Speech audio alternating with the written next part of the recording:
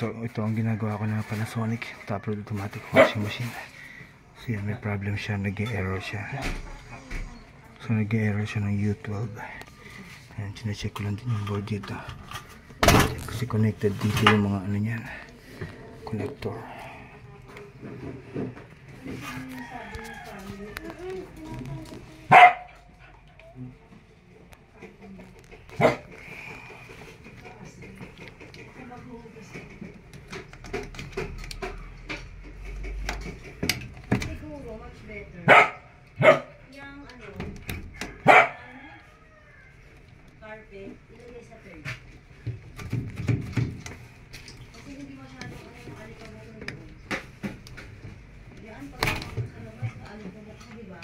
So tingnan mo to.